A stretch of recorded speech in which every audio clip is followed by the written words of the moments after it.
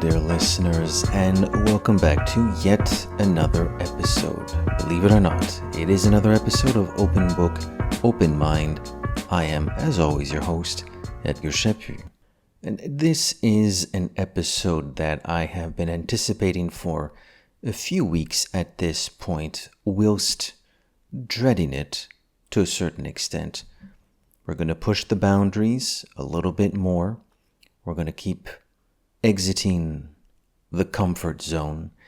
I want to talk. I'm going to try to make this as relatively brief as most of the episodes. I don't want to just prattle on and on for an hour here, but this week's subject is a little bit more nuanced, and I've been thinking quite a bit about how to broach it. One of the elements that makes this topic a little bit more delicate is that it is the first time since I've begun this run of episodes of Open Book, Open Mind that I've hit the record button without having finished a book, which is not something I envisioned happening when I started this project. Never say never, nothing is impossible. Truth is stranger than fiction. But if you had pop quizzed me to guess what I might and might not do during this run of episodes, well, hitting the record button without having finished a book was one of them. Allow me to explain myself. This week, I want to discuss what is it like and how to broach a particular author who discusses and writes quite eloquently about science and how the world works and what that means. Well, most notably for me, but any of you readers who are maybe not hardwired for the hard sciences. I'm not. I'm more about classical literature, politics, history, things of that nature. I'm not as my mind's cognitive skills are a little bit slower when it comes to the hard sciences, nature, biology, chemistry, things of that nature, mechanics. I just don't seem to have the mind for it. And we can't have the mind for everything. We have our strengths, we have our limitations. Mine happens to be about science. I do own a few science books. They're more introductory in nature. They're more like drive-by explanations of scientific terms and concepts, because I do feel the need to have at least a little bit of that in my library.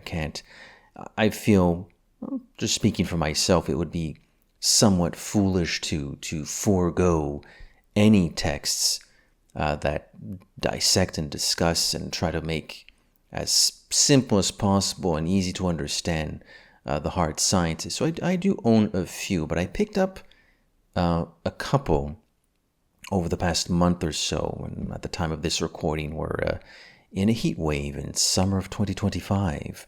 And the author is a gentleman, a distinguished professor at the University of Manitoba in Winnipeg, by the name of Vaclav Smil, or maybe it's pronounced more like Schmil. Anyways, he is a Czech-Canadian, obviously an author, but most notably a scientist, and at least as per his Wikipedia page, he's described as a policy analyst. He's not a spring chicken, 81 years old. This year in December, he will celebrate his 82nd birthday.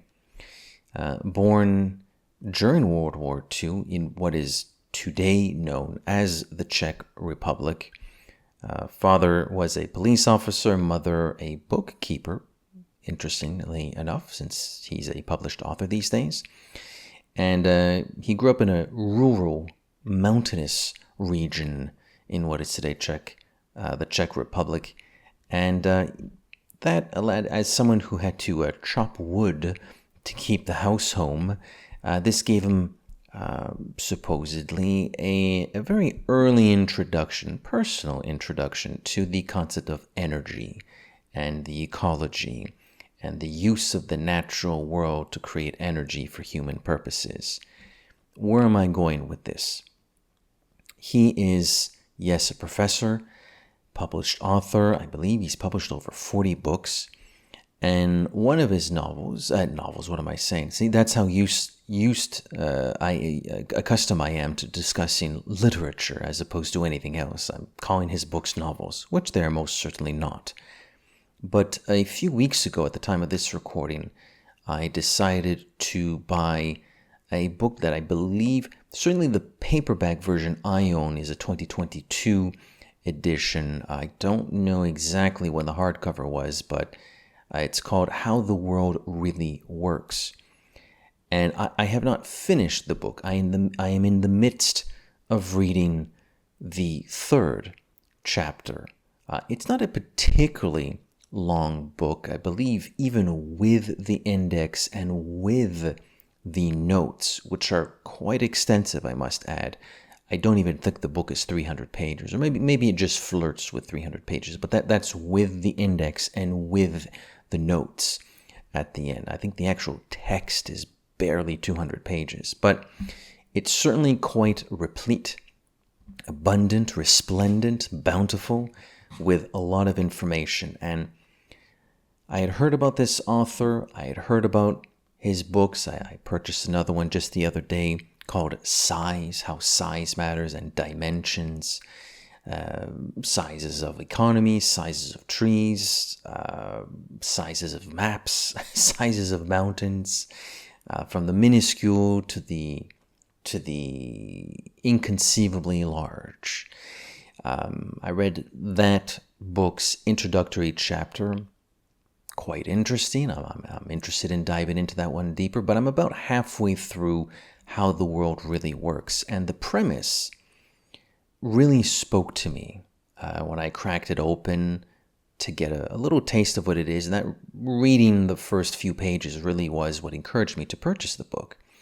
And even though I'm not even finished with it, I'm quite happy that I am, because the premise really spoke to me.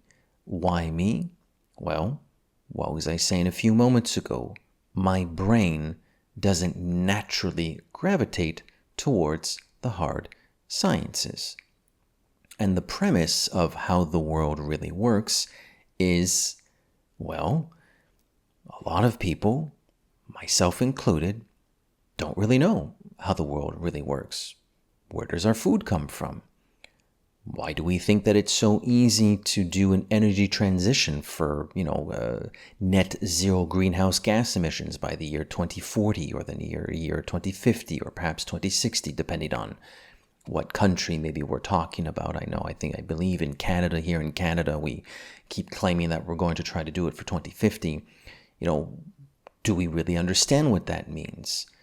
To understand what that means, well, we kind of have to understand how we use energy today, circa 2025, which isn't very different from 2022 when the book was published, for that matter. And by how we use energy, well, what kind of energy? How much of it do we use? How many of the things that we use to save lives, make our lives comfortable, to eat? How much and how many types of energy are akin or specifically like fossil fuels, which is the thing we're trying to, I'm using air quotes here, trying to sway away from. We're not going to get to net zero of greenhouse gas emissions by 2020 if we just keep on using fossil fuels in abundance, synthetic materials and fossil fuels and things of that nature. So basically it's a book that says, look, not a whole lot of people understand how the world works. Let me explain it to you in a series of chapters. First chapter has to do with energy. What is it and what types of energy do we tend to use and for how long have we used them and the history of energy. Chapter 2 has to do with how our food is produced, and it uses the examples of bread, chicken, and fish. And right now I'm reading the third energy, which emphasizes the critical importance of what the author believes are the four pillars of basically so many of the things around us, that being plastic, cement, steel, and the gas known as ammonia. And so why would I want to sit down and record if I haven't finished the book? Well, let me tell you this. 3 chapters into it, and I suppose I feel smarter because I am learning about how the world really works. But I'm not feeling super smarter because, again, I don't have, my brain isn't wired for the hard sciences. So suffice it to say that there are a few paragraphs that I'm reading a second time, if not a third time, just to make absolutely, or trying to be certain that I actually understand what he's talking about. But I think these are, or at least the one I'm in the midst of reading, How the World Really Works, is really a great book for those who are curious about some of the hard sciences. They'd like to know a little bit more about, well, how the world really works, but they don't really know where to start. I think for that reason alone, the book is absolutely incredible. He is a professor, a university professor. What is a professor supposed to do? He's supposed to educate, to teach. They are supposed to make what maybe in other hands would be particularly complex concepts. The professor renders them as simple as possible. So the reader, in this case me, well, yeah, my hand is being held as he's explaining these things. And that's a very important skill to have. To reveal maybe a little bit about myself, I spent a couple of years studying journalism, not that long ago, although it has been 2 or 3 years since I completed it, but I spent a couple years studying journalism, and one of the things that we learn and try to practice and apply in that trade, if we can call it that, is to make stories that can certainly have a lot of variables, a lot of details, a lot of actions on participants and nuance, well, to make them as easy to understand, as easy to consume as possible. That's the main focus of your typical, ordinary journalistic reporting. Of course, there are more magazine-type articles, there are interviews, there are in-depth profiles, there are analyses. I'm not saying everything journalists do is to dumb things down, but that's sort of the primary function. And that's kind of what, even though he's not a journalist, but he's a professor, and the world is a complicated place. And he dumbs it down, however much you can dumb chemistry and nature and biology down. But certainly one of the reasons to do that is with a hook. What sort of a hook can be used to not just get the attention of the layperson, but to help them understand potentially quite complex concepts that are sometimes quite difficult to wrap one's head around. And in the case of the first chapter of How the World Really Works, which is dedicated to energy, like a general conversation and introduction to energy, he uses the concept of an alien probe that's been circling the Earth for hundreds of thousands and millions of years, and it's picking up every time there is a greater degree of energy conversion and expenditure and creation.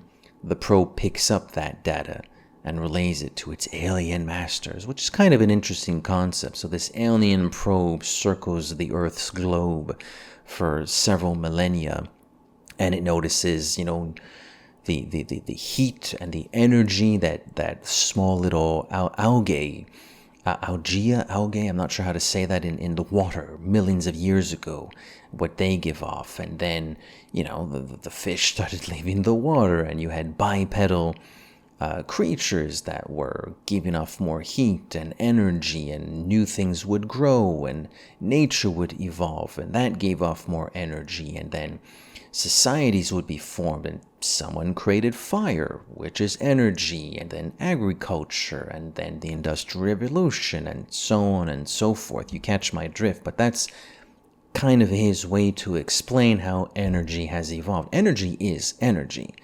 It simply exists, but there are new ways of creating it. There are natural ways, there are synthetic ways, and of course, as human society has evolved, we've used more and more of it. We've had to use more and more of it. There are almost 8 billion people on planet Earth right now. The population growth over the past couple hundred years, forget thousands of years, the past couple hundreds of years has been absolutely astonishing. Ergo, the intense, dire need for more and more energy, which is, basically the purpose of the first chapter of the book. The point I'm getting at here is, as I said a few moments ago, the attempt to dumb it down was or to simplify it or to make it accessible. I'll stop saying dumb it down. I'll say accessible. That's a more neutral term and quite helpful, is by this concept of the alien probe taking dutiful notice and taking notes of specific moments in time when new sources of energy were found, used, and created, with exponential growth in usage of said energy sources as human societies evolved. Another tool he uses, and this is in the chapter of how food is produced and the types of energies and how many fossil fuels specifically are required for greater yields in the agricultural landscapes, the farms, what the farmers use, nitrogen, ammonia, phosphorus, all these types of fuels, energy, a lot of them considered scientifically as fossil fuels. It's not always gasoline. You have natural gases as well. All these fossil fuel energies are required to produce our food, and we don't quite realize just how much. And so he sort of goes on. He talks about bread. He talks about chicken, poultry, if you will, and he talks about fish, seafood, and some require more energy than others. Obviously, the bread is the one that requires the least. Chicken a little bit more, and the fish, depending on what species is being fished and how much of it and how far out from the shore one must go and how big the boat is. Fish actually eats up, no pun intended, a lot of energy. A lot of fossil fuels are expended in the fisheries. Although fish is also very healthy and delicious, which the author points out. He's not criticizing here. A lot of people eat bread. Bread is not necessarily bad for you. Lean chicken, quite good for you. Lots of types of fish and the fish oils, quite good for you. He's acknowledging all of this. He's not criticizing it, but he's arriving at this conclusion, he's quite firm in it, that we simply use many more fossil fuels than we know of, which in turn, or as a consequence, I should say, will render these objectives of net zero greenhouse gas emissions by 2050 nearly impossible. He doesn't say they're impossible, but it is his firm belief that they're mostly pretty politically charged objectives and numbers. The truth of the matter is the overwhelming majority of things we use in our everyday lives and how our food is produced, they just require too many fossil fuels for the 2050 or certainly the 2040 deadlines to be realistically achievable.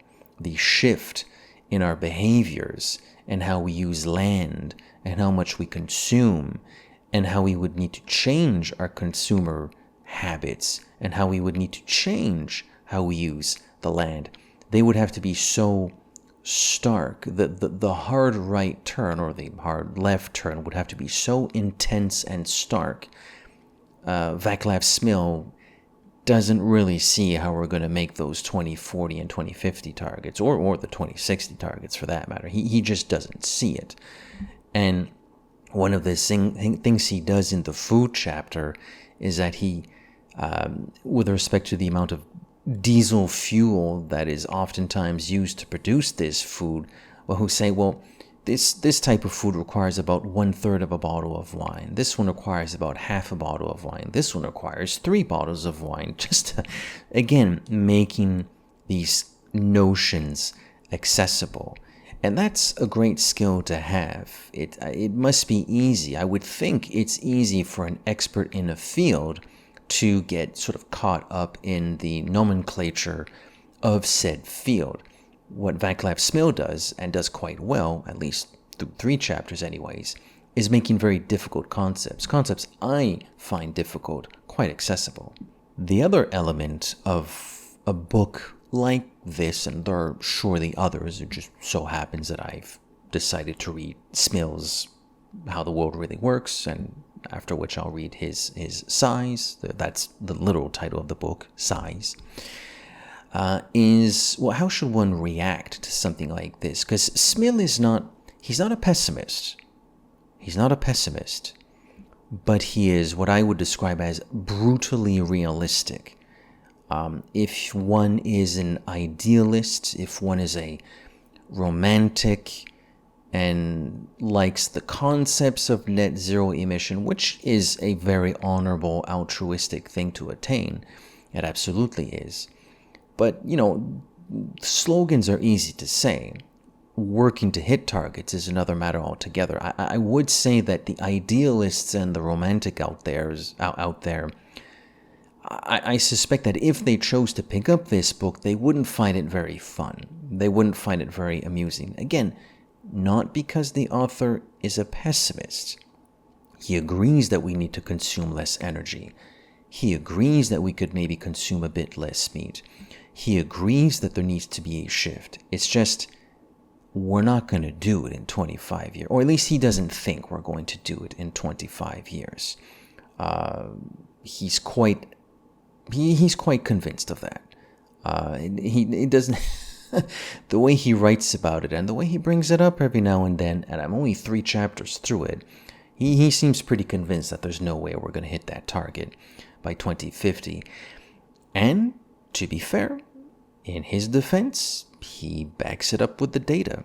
And if anybody questions where he found his material, let's set aside the fact that he's a professor at a university, which, doesn't necessarily mean you're instantly and constantly a genius, but, you've made it somewhere in life if you're a university professor. I think we can agree on that at least, is that the annotations at the back of the book are almost 100 pages long. Almost 100 pages long of notes and references. So this guy, A, he knows his stuff, and B, he does a heck of a lot of research before he puts his thoughts and his arguments to paper. Before he puts pen to paper or fingertips to keypad, whichever. So how should one react to this? I'm certainly not necessarily an idealist. I'm not necessarily a romantic. For that matter, just to be clear, I'm not saying we don't need the romantics and the idealists. I think the world does need some of those people. It's the idealists and the romantics that can make us at least try to strive for a better planet, a healthier lifestyle, cleaner lifestyle, and so on and so forth. They do, the romantics and the idealists even energize me. And I'm, frankly, becoming an old cynic at my age. But they get to me too. At least sometimes they do. So I'm not saying we don't need them. We do need them. But I appreciate, like I said, the brutal honesty, the brutal realism of Smil's approach to where we are now, where we're heading, where we could head, and where the politicians seem to be quite comfortable in promising where we'll be in about 15 to 20 years from now, which, again, according to him, is foolishly unrealistic. So how do you react to a book like this? Do you let everything go? Do you give up? Is it too brutally honest? Do you say, well, since we can't make those targets, what's the point? Well, no, I think when you read a book like that, I think it can invigorate. I think it's supposed to invigorate. Even the author himself says, yeah, it would be a good idea if we change some of our habits because of climate change. He does say that. It's just he's also brutally honest about where we are at life and where we're heading. And the unspeakably dramatic shifts in our habits that would be required to reach any of these targets. He's just honest about it. But that doesn't mean we can't try. That doesn't mean we can't find ways to at least change our habits as quickly as possible. I'm stressing my words here. As quickly as possible. Unrealistic targets, well, A, if they're unrealistic, it's a little bit silly to vie for them. And B, if we convince ourselves that an unrealistic target, well, we really, really try to need to meet it, well, we're probably going to feel all the worse once the deadline comes to pass and we haven't met it. So again, I'm trying, it's zones of gray. It's a lot of gray area, shades of gray, if you will. This is not a book that is supposed to make us give up. I think it's actually a book. It's a hard slap in the face about where we are. But once the pain has gone away, that doesn't mean we can't stop working. That doesn't mean we should stop working. If anything, it means the opposite. And for that reason, almost as much as the first reason I gave, that is the accessibility of these complex terms and topics, is why I think a book like Vaclav Smil's How the World Really Works is very important and a great read. And there you have it. That was another episode of Open Book, Open Mind. Remember, we don't have to love the book. Just crack it open and keep an open mind. I hope you enjoyed this episode. This certainly was quite a special one for me to record. This is the one I could see looming on the horizon that I wanted to broach. I'm happy I did. I hope I did a half-decent job. Let me know in some comment section, and we will catch you quite soon on the next episode. Take care of yourselves.